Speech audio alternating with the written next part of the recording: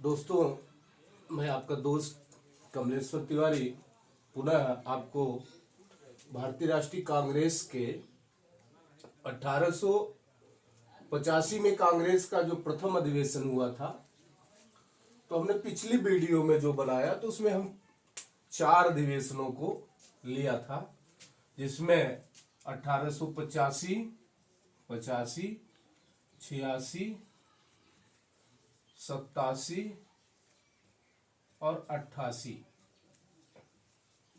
दोस्तों, ये 4-4 करके अगर हम स्लैब में पढ़ते हैं भारतीय राष्ट्रीय कांग्रेस, और 19वीं सौ ईस्वी तक ये हमारे 16 अधिवेशन हो जाते हैं। तो हम इन अधिवेशनों को 4-4 पार्ट में करके आप लोगों को पढ़ा रहे हैं, कॉन्सेप्ट क्लियर कर रहे हैं, और बहुत ही बेहतरीन ढंग से। अगर आपने मेरी पिछली वीडियो न देखी होगी तो आप उसको देख लीजिएगा। अब आज हम इसमें हमने एक बेहतरीन ट्रिक के साथ पढ़ाया हूं, इसमें भी मैं एक बेहतरीन ट्रिक रखा हूं, आप उसको एक बार देखिएगा। अब आज हम नए ट्रिक के साथ चलते हैं दूसरा वीडियो शुरू करने भारतीय राष्ट्रीय कांग्रेस के सम्मेलनों पर। तो दोस्तों, हमारी ट्रिक है बकनई, बेडर, मेहता, चालू, बनर्जी।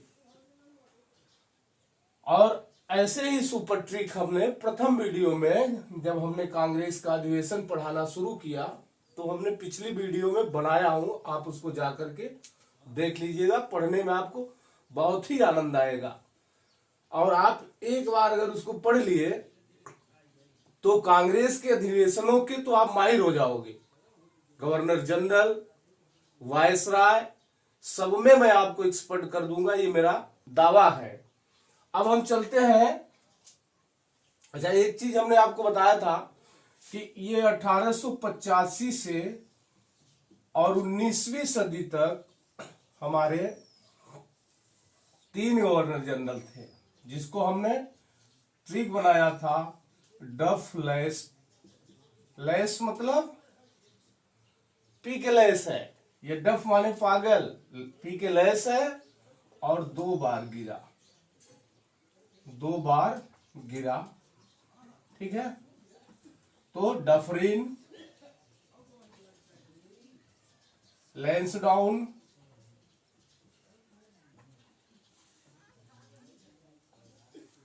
और ये दूसरा एल्गिन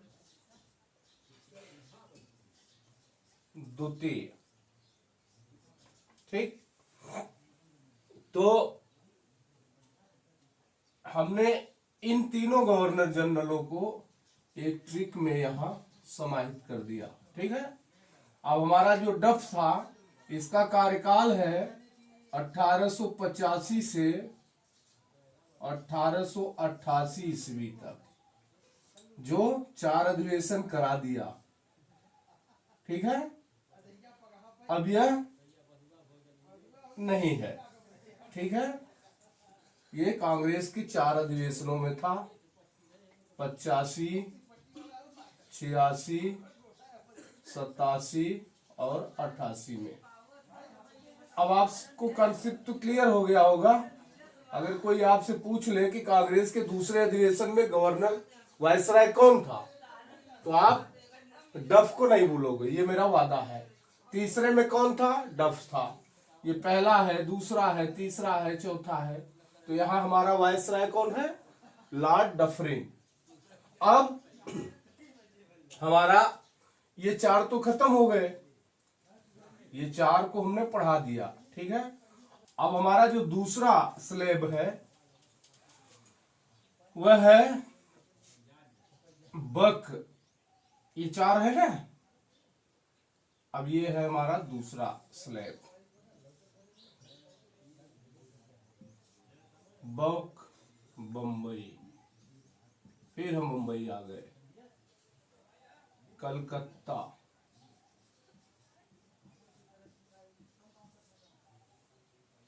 नई, नागपुर,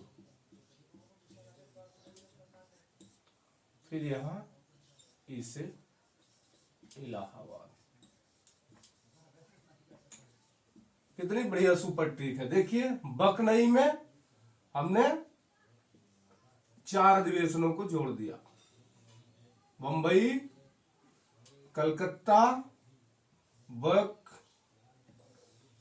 नई। ठीक, अब यहां अध्यक्ष कौन है? ये हमारा अधिवेशन है 5वां, 6वां,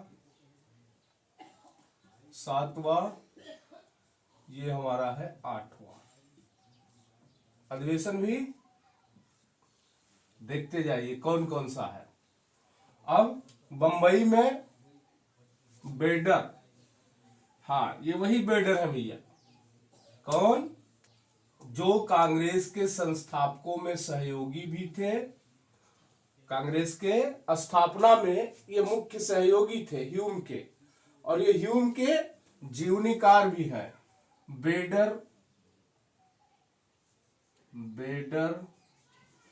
बर्न, हमने आपको पिछली वीडियो में बताया था कि आगे चलकर कांग्रेस का अधिवेशन भी करेंगे। ठीक है, बेडर में बर्न, बेडर। अब थोड़ा ट्रिक को समझ लीजिए।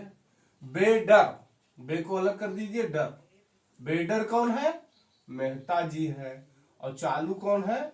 बनर्जी है। बेडर कौन है?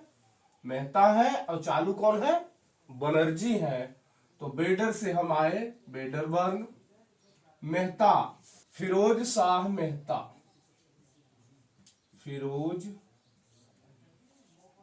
शाह मेहता। फिर नागपुर, चालू आ गए आनंद चार्लू।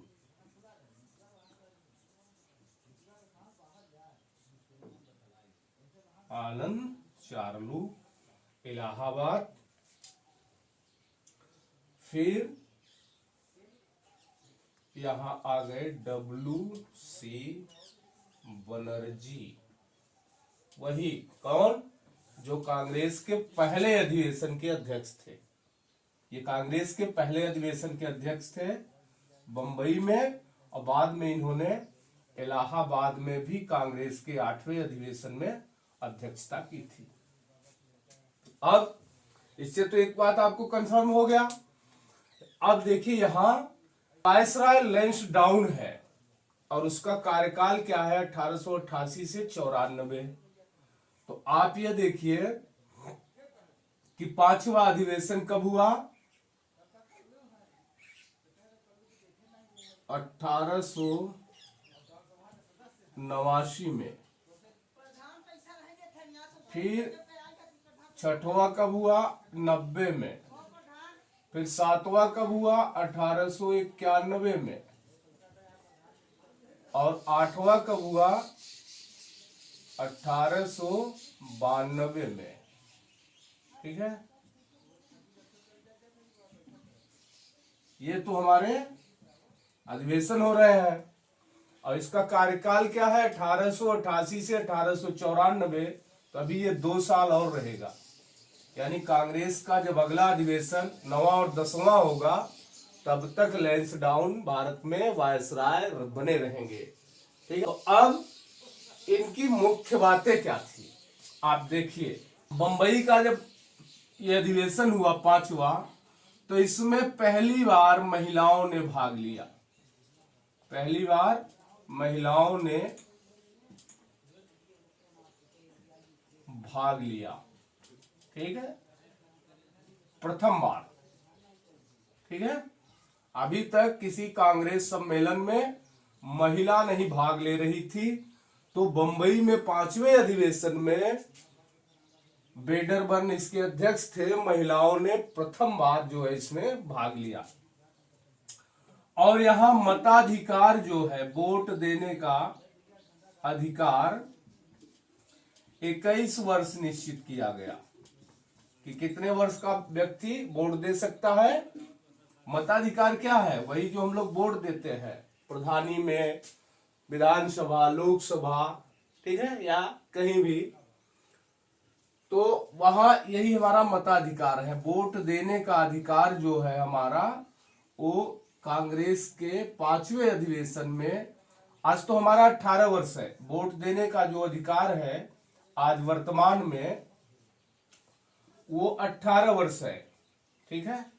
लेकिन 18 वर्ष, ठीक है, लेकिन उस समय क्या था, कब, 1889 में 5वां अधिवेशन बंबई में यह निर्णय लिया गया कि मताधिकार की आयु 21 वर्ष हो, ठीक है। और लंदन में एक ब्रिटिश समिति बनाई गई, लंदन में जो है ब्रिटिश समिति बनाई गई, ठीक है। और यह कहां बनी, लंदन में। और इसने एक पत्रिका निकाला, इंडिया। इसका जो पत्र था, यह था मुख्य पत्र इंडिया, ठीक है। तो 1889 के बंबई अधिवेशन, इसको एक बार रिवीजन करिए। 5वां अधिवेशन था बकनई, बेडर मेहता, चालू बनर्जी के साथ, ठीक है। इसको 1889 में बंबई में हुआ। बेडर 1 इसके अध्यक्ष थे। और इसमें क्या क्या किया गया, इसकी मुख्य बातें क्या थी, महिलाओं ने पहली बार भाग लिया, मताधिकार 21 वर्ष किया गया, और लंदन में एक ब्रिटिश समिति बनाई गई, और उस ब्रिटिश समिति ने अपना एक पत्र निकाला, इंडिया। अब हम 5वां तो पढ़ चुके, अब चलते हैं 6वें की ओर। था जो कि यह 6वां था, 1890 में यहां फिरोज शाह मेहता थे। अब सपोज दैट, आप लोग उदाहरण ध्यान दीजिए कि अधिवेशन यदि कलकत्ता में हो रहा है तो सक्रिय लोग कहां के होंगे, प्रयागराज या बंबई या मद्रास? नहीं, कलकत्ता के ही जो लोग ज्यादा यहां सक्रिय रहेंगे, ठीक है। तो यहां की दो बातें हैं। 6वां अधिवेशन 1890 कलकत्ता में, प्रथम जो स्नातक महिला थी, प्रथम स्नातक, ठीक है, महिला कादम्बरी गांगुली, इन्होंने भाषण दिया था, मंच से इन्होंने भाषण दिया था।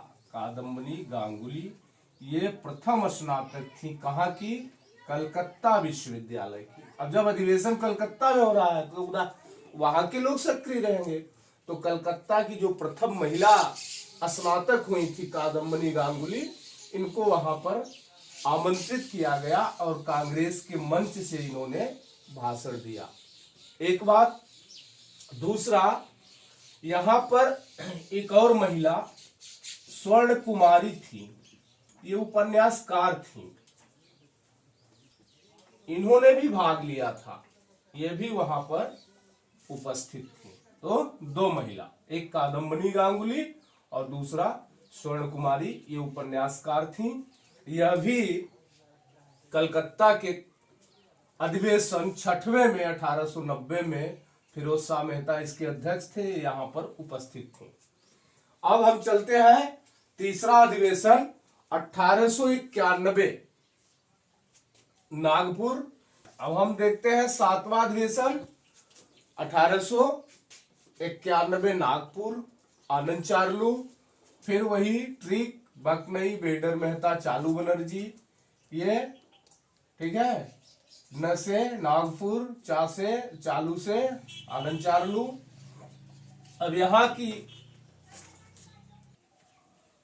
अब दोस्तों हम चलते हैं, अगर 7वां अधिवेशन 1891 नागपुर में, आनंद चार्लू इसके अध्यक्ष हैं, और इन्होंने भाषण में यह कहा,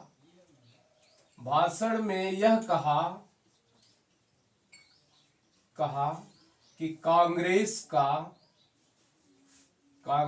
का दूसरा नाम राष्ट्रीयता है। दूसरा नाम क्या है, राष्ट्रीयता। इन्होंने कांग्रेस को कहा कि इसका दूसरा नाम, यह मत समझो कि यह कांग्रेस है, कांग्रेस का दूसरा नाम है राष्ट्रीयता। क्या है? राष्ट्रीयता। और यहीं से बच्चों कांग्रेस में राष्ट्रीय शब्द जोड़ा गया। कांग्रेस में राष्ट्रीय शब्द जोड़ा गया। राष्ट्रीय शब्द जोड़ा गया। यह कौन सा अधिवेशन था? 7वां अधिवेशन 1891 नागपुर।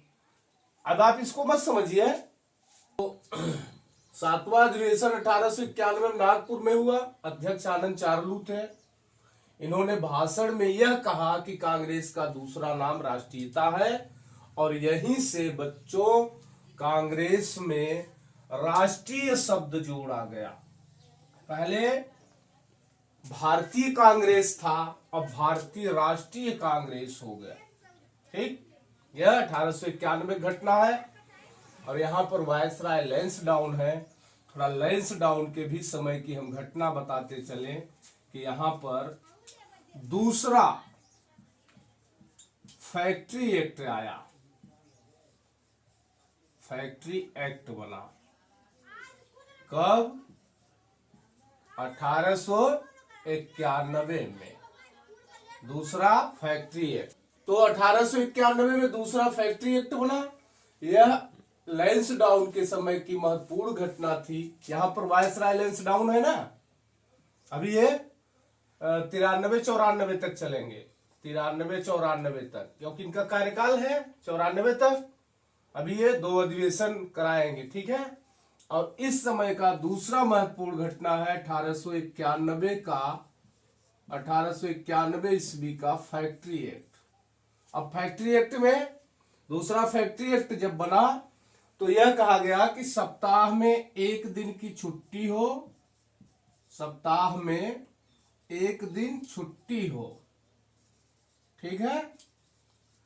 और स्त्रियां, महिलाएं 11 घंटा से ज्यादा काम न करें। 11 घंटा से ज्यादा काम न करें, ठीक है। तो हम थोड़ा लैंसडाउन के समय की घटनाओं को भी जोड़ता चल रहा हूं। तो एक चीज यह, और दूसरी चीज यह 1891 के फैक्ट्री एक्ट में यह था, ठीक है। उसके बाद, और दोस्तों, मैंने ये जो 4 स्लैब बनाया हूं, तो मैं यह भी सोच के बनाया हूं कि हमारी वीडियो ज्यादा लंबा न हो और आप लोग उबाऊ न हो, और फैक्ट चीजों को मैं लेकर चला हूं, और इतिहास की घटनाओं से जोड़ते हुए कांग्रेस के प्रमुख अधिवेशनों की ओर हम आगे बढ़ेंगे। अब हमारा 1892 का इलाहाबाद, यहां कौन आ गए? बकनई, ट्रिक, बेडर मेहता, चालू बनर्जी। अब यहां फिर आ गए WC बनर्जी, यानी व्योमेश चंद्र बनर्जी, ठीक है। इनको WC बनर्जी भी कहते हैं। कहीं आपको ऐसा लगे कि भैया WC बनर्जी कौन है, व्योमेश चंद्र बनर्जी कौन है, तो आप ये मानिए कि इनका ये शार्ट नाम है, शार्ट, ठीक है। और आप इनको कनेक्ट कर लीजिएगा।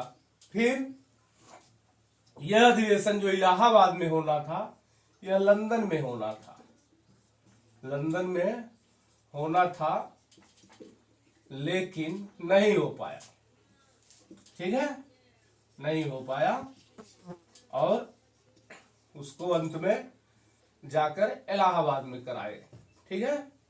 प्लान तो यह बना था कि यह अधिवेशन लंदन में होगा, लेकिन इलाहाबाद में इसको कराया गया। अब अधिवेशन तो हम तो पढ़ा दिए। अब लैंसडाउन के बारे में बताते हैं कि मणिपुर का जो विद्रोह था, मणिपुर का विद्रोह, इसको शांत करने में, विद्रोह को दबाने में लैंसडाउन का बहुत बड़ा योगदान था। लैंसडाउन, अब इसको थोड़ा हम आगे पढ़ा देंगे कि मणिपुर का विद्रोह क्या था। अब आज हम इसको बता देते हैं, कनेक्ट करा देते हैं आप कि वायसराय जो लैंसडाउन थे, इन्होंने मणिपुर के विद्रोह को दबाया था, इसमें इनकी बड़ी भूमिका थी। और लैंसडाउन के समय ही 1861 का जो अधिनियम बन चुका था, 1861 के ईस्वी का जो अधिनियम था, इसको व्यापक बनाया गया। ठीक है। अब जब 1861 ईस्वी का अधिनियम पढ़ाएंगे आपको, तो बताएंगे कि इसमें क्या व्यापक हुआ। लैंसडाउन का है, लैंसडाउन के समय मणिपुर का विद्रोह, इसको दबाने में इनकी अहम भूमिका थी। ठीक है।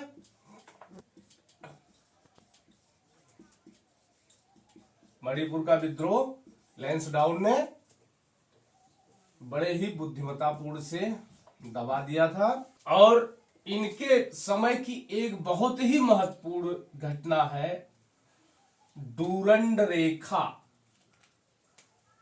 डूरंड रेखा, यह भारत और अफगानिस्तान के बीच बनी थी। भारत अफगानिस्तान के बीच, भारत अफगानिस्तान के बीच यह रेखा बनी थी, डूरंड रेखा, जो आज यह वर्तमान में,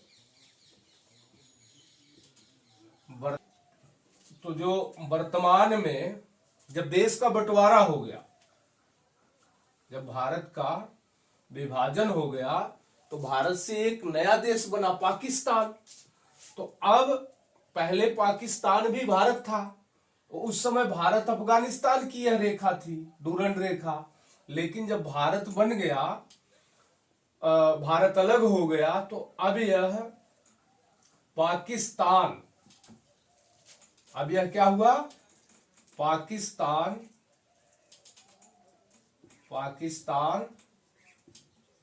और अफगानिस्तान की रेखा बन गई।